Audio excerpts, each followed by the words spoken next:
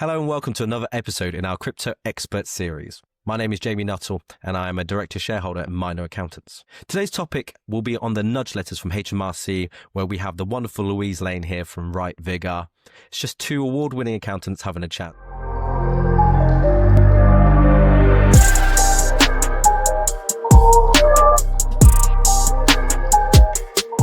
Welcome along, Louise, and tell us a bit about yourself and what you do. Hi, Jamie. Thanks for that lovely introduction. I'm Louise Lane. I'm a director and head of crypto at Wright Vigar. We're a regional accountancy firm, but we specialise in crypto asset tax and accounting. We've been in this space for 7 years now, about the same time as Jamie. We help, like very much the same as Jamie, we help individuals or businesses with crypto aspects to their financial lives. And it's quite strange, but we're competitors, but we actually collaborate really well. So all the crypto tax experts in the space, we work together really closely with HMRC roundtables, Institute working groups, Crypto UK working groups, Bitcoin Policy UK working groups. So we all work really closely together with that single aim of trying to make the tax landscape better for everyone in crypto. And that's the nice thing about it. I've always said, alone we will go fast, but together we will go far. So the collaboration within this industry is amazing because is definitely difficult. It's definitely difficult. But today's topic will be on nudge letters. Louise, can you give us a rundown of what they actually are and who gets them? Yeah, so we've seen a couple of different kind of nudge letters. You've seen the softer kind, haven't you? But I've seen definitely more recently this year, we've seen a lot more aggressive stance from HMRC. So if you get a nudge letter at the moment, they're addressed to you. Specifically, it's not a generic, dear sir, madam, it's to you. At your address, they say, we think you have used crypto assets or traded them. This is what the tax position is. We want you to check the position. If you've got something to declare, you need to declare it by a certain date. And if you've got nothing to declare, and this is new, if you've got nothing to declare and we want to know about that as well, do get in touch and effectively prove it. We want evidence to show that there's no tax as a result of your activity. So definitely taking a harder stance. Yeah, initially I believe they sort of sent letters out saying, if you have anything to declare, please reconsider and look into your personal situation. Whereas this one's a lot more, I'll say, aggressive in that they're asking for an absolute response in writing, whether you categorically have anything to declare or not. Now, Louise, do you know if they legally need to reply to it, and should they reply to it? So I don't think they're compelled to reply legally, but I definitely would recommend replying, whether you've got anything to declare or not. You're the same, aren't you? I think every tax advisor would say the same. It's really important to engage with HMRC. If they've come to you and if they've got a suspicion that you've got something to declare, then definitely reply to them. If you've got nothing to declare, it might be quite easy to show them that and to get them off your back. But equally, if there's something to declare, definitely don't rush a response. I would reply to say, I'm going to reply fully and comprehensively, but it's going to actually take quite a lot of time to work out, to put all my transactions into software, to work out what the gains and the losses are and the income from crypto. And that is going to take a great deal of work and effort to get to that point. But we will give you all the information as soon as you've got it. But definitely not to reply is a bad idea in my opinion, because if later let's say you don't reply and that's your stance, if they come, I think they're more likely to open an investigation, a formal investigation. So a nudge letter is very informal. It's very friendly, like, just tell us about it. But they have formal powers. And if you don't reply voluntarily, I think they'd open an investigation. And then in that situation, the context is going to be you're on the back foot, because if they find something to declare, they're going to be harsher with the penalties. They're going to be a lot less understanding about the fact that you were given a chance to fess up and you just blatantly ignored them. Yeah, I would agree with that one. If anyone were to ask me for my opinion, not even my advice, I guess, in these situations, whether they should reply or not, the answer is absolutely do if you can. The first step would be to, as quickly as possible, figure out if you have anything to declare or not, which can be a lot more difficult and it's a lot easier said than done. And in that situation, Louise, would you agree, that it's fair to say that they should come to someone like you or me to deal with this with them and work alongside them to get everything up to date in terms of replying to HMRC? Like, objectively, yes, I know, of course, we're going to say that. But honestly, I've dealt with HMRC investigations for probably close to 25 years now, way before I was involved in crypto. And they're the most contentious, difficult thing you can ever deal with. And although the nudge letters aren't an investigation, it's kind of the same. They're asking questions and you're making representations to them. You're telling them what the position is. And it could easily lead to a formal investigation if you don't tread carefully. And I find that when there are HMRC investigations or activity like this, where they're asking for stuff voluntarily, HMRC can overstep the boundaries. They can ask for things that they shouldn't be asking for. So you might merrily go, you might decide you've put your data into some software. You might decide you're content that that's all perfect. You've spent a lot of time reconciling all the transactions. You've really reviewed them thoroughly to say, no, actually, this was a different classification for tax. You're happy with those figures. You send it off to HMRC. We're finding that they don't automatically accept the figures every time. They'll come back. I mean, you were saying you've had some really obscure questions. We've had like other cases where we're getting loads of questions back from HMRC, and it's just knowing whether it's reasonable for HMRC to ask that question. You might merrily go along and think, no, I can answer that, I can provide a response. But from a professional point of view, you only provide what you need to provide the answer and to help them establish the tax position. And you shouldn't really provide them any more than that. So I think it's really good to have the professional advice about not just putting together the figures and giving them to HMRC. It's the strategic, how do you step through this? What do you give? What don't you give? What's the right way to approach it? Because you can definitely give a good impression or a bad impression to HMRC the way you conduct yourself throughout this process. Yeah, I'd absolutely agree. And though, even if they don't want to come to your UI, they will probably need someone to go through this at some point. So why not start the process now? Worst case scenario, you get confirmation from a professional like us saying, yep, you've got nothing to declare, you're fine. Or you find out you do, and then you've got some form of backing with it, and it's all much smoother process. So with all of this, what are the tax implications of it all? Or are there any penalties, interest? I know you touched upon it briefly. I don't know if you can expand on any of that. Yeah, so let's say as a reaction to the nudge letter, you put all your data into some software, you work out, actually didn't realise, but there were gains to declare. If you then send that off to HMRC, you'll be saying, no, look, I accept that there were gains in these years and I do owe you tax. If it's prompted by HMRC through this nudge letter or an investigation more formally, then they're able to charge a penalty, a minimum of 15% penalty, tends to be 15 to 30%. I have heard of cases of 10%, but they're really rare. And this is a percentage of the tax that's due. So if you don't owe much in tax, then you're not going to have much of a penalty. But if you owe a lot of tax, which we see cases where there's huge amounts of tax to pay, then even 15% of a big number is a big number. It's, it can be. And this is on top of interest. So if you owe tax for prior years, you'll always owe interest. You can't get away from that. The rates have ramped up recently as well. It's about 7.5%, I think, now. 5% above base rate, yeah, I believe. It might have gone up again recently. So, the interest isn't inconsiderable, especially if you've got a number of years. Then on top of that, you would hope to minimise penalties. 15 to 30% is about the range you'd be in, as long as they don't think that you've done something deliberate or fraudulently, and you'd be in the 15 to 30% range. And within that range, you can reduce the penalties down towards the 15% range if you're really open with sort of telling, helping and giving is what they refer to it. So if you're really open and transparent with your disclosures and your interactions with HMRC, that can help minimise those penalties.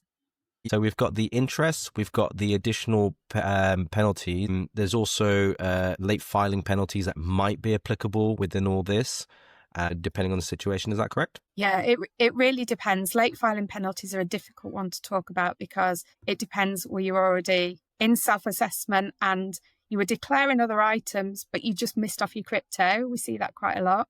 Or the other thing is, did you never register for self-assessment at all?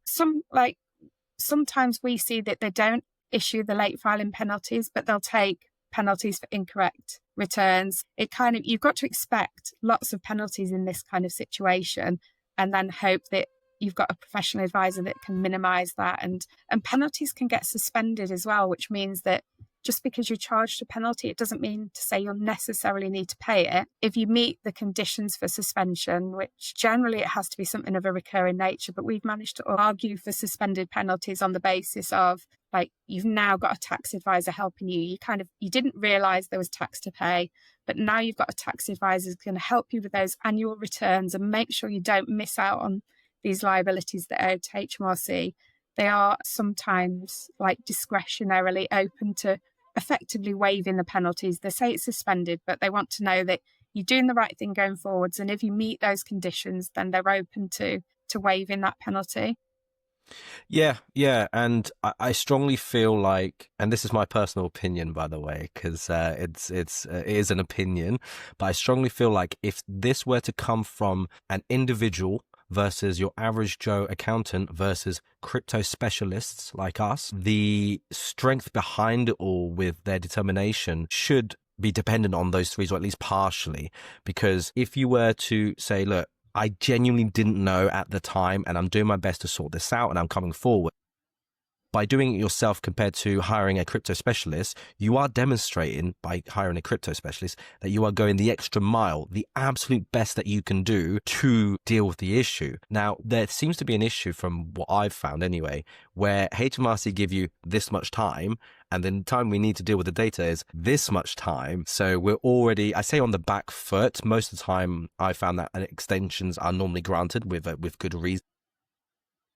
But it might feel like you're starting off on the back foot anyway, even with someone like us as well. Yeah, I found HMRC to be quite lenient with understanding how much time we need to go through the data and to resolve it. And also we do a lot, I think it's because we're specialists that we go a long way to try and reassure them that we're handling it.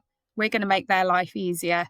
We're going to give them the information in a way that gives them the answers rather than them having all the raw data and having to do all the work themselves. So we find that HMRC do want all the answers and they do want to try and check it. It's hard to know what HMRC's view is on that, but I would hope that if a crypto specialist, tax specialist is presenting it something to them, I would hope it holds more weight than someone else giving it to them. They certainly seem to trust what we're giving them and rely on it, is the impression I'm getting. To be honest, they really should, because we've been in the space for quite some time now dealing with this, and we do bounce off each other as well. So our sort of network between each other and the understanding tends to be shared as well, because the more minds we put together, the better. So in terms of a step-by-step guide, if you could have one, Louise, just a rough idea on how do we actually deal with these letters. So say we have someone who's come to us and gone, I've got one of these letters, it came through the door last week. What do we do in these situations as a client has received this letter? So the first thing we would do is get the client to contact HMRC and explain that they've had a meeting with a crypto tax specialist. They're going to be onboarding as a client. It's going to take a while to get onboarded, which, it can take a few weeks. And as soon as we're onboarded and we've got all the authorities in place, we'll reach out to them. So they don't need to contact the client again.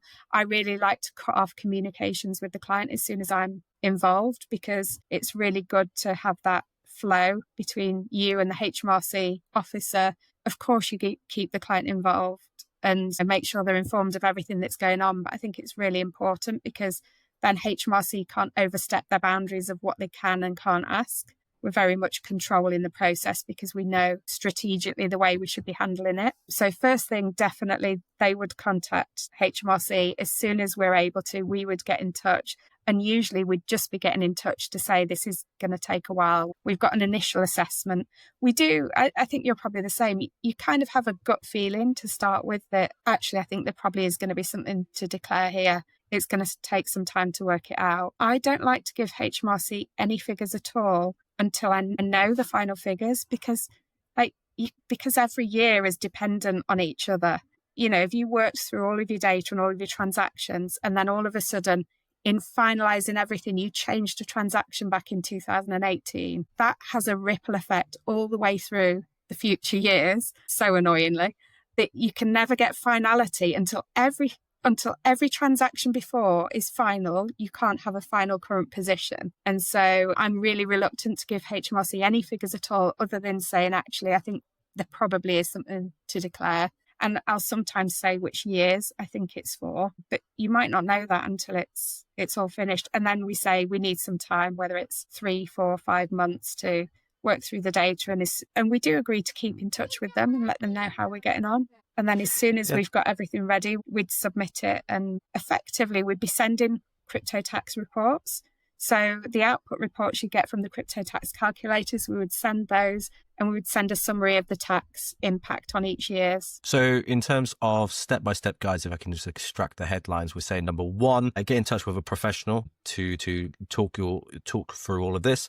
Number 2, likely get in touch with HMRC to let them know what you're doing and that you're possibly going to get involved with a professional. Number 3, the professional would then ask for an extension, likely depending on how many years, because as you said, Louise, there's a ripple effect from, the dawn of time all the way through to the current years. So you might think, oh, I need to deal with 2025. No, you need to deal with everything prior in order for 2025 tax year to be correct, as an example. And then after that, number 4 would be for the accountant to deal with all this. And then presumably number 5 would be for the accountant and client to then liaise with each other to confirm all the minuscule data, details, and maybe some queries. And then number 6, send it off to HMRC and make those declarations where needed. And in some cases, it'd be a case of there is nothing to report. Yeah, for sure.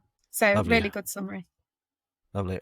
So just taking what you've said. I do have one other point. So what I would do, we're talking about nudge letters, and it's a really cost-effective way for HMRC to go after the taxpayers that they think haven't declared anything. They are targeted, but other than that, it's all they have to do is write a letter and hopefully all the tax will come rolling in. I would thoroughly recommend that someone who has tax to declare for prior years actually voluntarily declares that to HMRC before a nudge letter comes. This is what we're trying to get clients to do, because if you get in there first, if you voluntarily declare your tax before HMRC send a nudge letter or investigate you, then I don't want to jinx anything, but touch wood, we're managing to get no penalties at the moment for all of those situations. It is discretionary. You've got to be able to demonstrate why the client took reasonable care and why it was, perfectly acceptable for them not to realise that there was a tax position to declare. But actually, HMRC are being really amenable. And if you get in there first and you volunteer this information to them before a nudge letter, before an investigation, they're a lot more open to lesser penalties, certainly. And I think that's the way people should be going, because it does take time to put together the figures. And as soon as clients come and talk to us, the first thing we'll talk about is, should we be notifying HMRC that there's something to declare? We don't just, so let's say we onboarded a client, we think there might be something to declare, but we've got to do a lot of work on the figures. We don't just wait, do the work, and then 6 months later, tell HMRC, yes, we've got something to declare. Right at the outset, we say, actually, we've just onboarded this client. We think there is something to declare, or we think there's a good chance. We're going to review the position and we're going to let you know as soon as we've got the figures. The reason why we do that is because we're notifying before HMRC come to you. We're getting in there first and we're making that voluntary. So I think that's a really important thing. And you'll know yourself, Jamie, at one point I'll let you talk, I'm sure. No. This is the Louise Lane episode. It's all about you. I do not mind.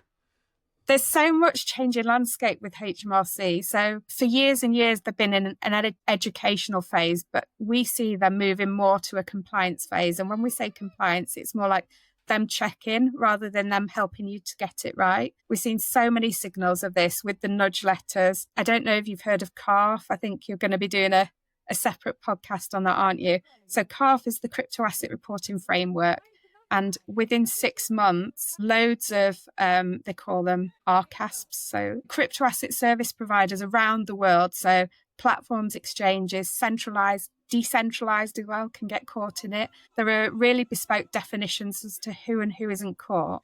But basically, if you're trading as a UK investor around the world, most jurisdictions are now going to be reporting a summary of your crypto asset transactions to HMRC. And there's not going to be enough detail for HMRC to work out your tax position, because I know I've spoken to people and they're saying, oh, perfect. If HMRC have got the figures, I don't have to go through the pain of working it out. but it's not that simple. It's They're not just the giving case. global overviews. Yeah, they're going to say roughly, on that exchange, how much in total, how many aggregate transactions you've done, what's the total volume of the transactions, what's the total value. All it's going to do is tip HMRC off that you've been doing substantial activity, and they're going to cross-check that to what you've declared. And that activity might have no bearing on your tax position, but regardless, HMRC are going to think it does. So the upshot is that there's going to be loads of stuff landing on HMRC's desk that is really going to ramp up the ability to send these nudge letters out and really go after people that haven't already declared. All three aspects, I guess, really do intertwine with each other. So the first aspect is the nudge letters. The second aspect is whether you should do anything about it or not. And the third aspect is CARF. So it's definitely important to try and sort of unpick all of those. With CARF, it's very important to remember that HMRC will only get a certain sort of view and segment of your portfolio. So for example, they might not get other exchanges that aren't caught by CARF, or maybe they're not going to get your private wallets that are sort of your hardware wallet, should I say. So they certainly won't see those. So what this means is, as an example, and what I'm most worried about is HMRC look at the data that they can see and go, you've disposed of £100,000 worth of crypto, we're going to come after you. However, all you've done is transferred it from what they can see to, let's say, your hardware wallet, where they can't see. They've deemed it and assumed it as a disposal incorrectly, and now they're just going to give you grief. So that's my biggest worry and bugbear about the whole situation. I'm not saying don't report anything. I'm not saying that at all. But what I'm saying is those that genuinely do not need to report in some cases might get this, I say, harassment from HMRC through all this. So I wouldn't be surprised, Louise, if you and I get a lot of people coming to us saying, I genuinely have never disposed of anything. I've just moved it from one wallet to another, and HMRC are now asking me questions, which in my personal opinion is a bit much, to be honest, for someone to do that. And that's the issue with it. I think they're setting themselves up for failure in some cases with that. How they deal with that, I don't really know. But yeah, it's interesting to see how everything sort of comes together, if you like. Last question. I say last question. There's a surprise question at the end, Louise, which I haven't given you a notice for, but don't panic. The penultimate question is, if you had a client, say they are a self-employed business person and they got one of these nudge letters, does it really matter too much? Is it that big a deal? Does anything change if they are already a client and they get one of these letters? So, I mean, it doesn't really change the position of, yes, they need to review, is there anything to declare or not? So if they're already filing tax returns, they could easily, we see this a lot of the time, someone's self-employed or they've got rental properties, they've been filing tax returns for years, but they don't deal with the crypto because they didn't realise it wasn't taxable. We do have people come to us where they've actually been trying to work out the tax position themselves for years and just can't get to an answer that they think is even remotely correct. And so they need that professional help dealing with it. So yeah, like for sure, even if you've been declaring other things, if you haven't declared all the crypto you should have done, then you definitely need to reply to that nudge letter.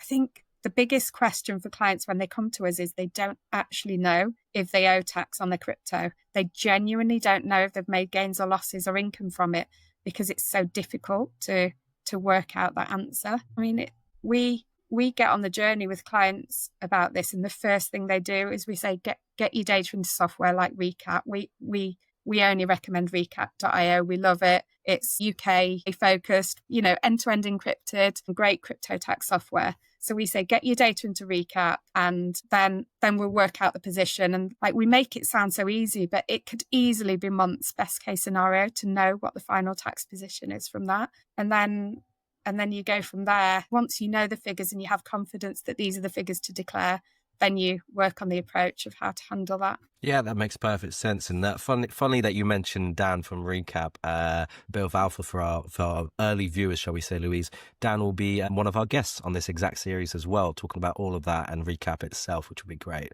But Louise, no, you've been absolutely amazing, fantastic, helping me shine a light on all things around the crypto space, especially the nudge letters, which I know you are absolutely knee deep in those and how to react to those appropriately.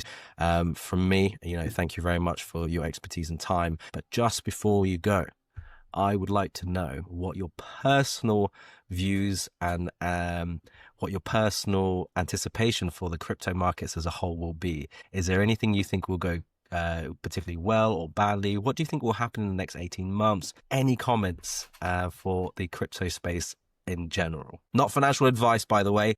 I was going to say, I would not, I would not even try to give financial advice because like certainly no one would want to pay any attention to any trading tips I've got. Clearly, because we would need our roles or jobs if we were good at it. But yeah, what are your personal opinions anyway on anything? I've tried and just failed so badly. Yeah, what do I think? Like, I don't know, crystal ball time? So I suppose the answer was... You totally put me on the spot here. I have no thoughts on the matter, but I will definitely deal with the tax consequences of whatever they may be. And that's fine. And that's absolutely fine. Come on then, Jamie. I'm going to turn it back on you. What are your thoughts? On me? Wow. Yeah. Over the next 18 months. I mean, at the time of recording, we've just had some incredible macro news. So I think short term, we'll see some pullbacks. Mid-term, hopefully it goes up a little bit in general. Long term, it's sort of towards the back end of 18 months, shall we say. I'm hoping by then we've had a proper alt season and NFT season, personally. I just don't know. This cycle's been very weird. I'm just dollar cost averaging into my favorite tokens and coins, and I will not be telling people what they are, but that's all I'm doing personally because I haven't got a clue.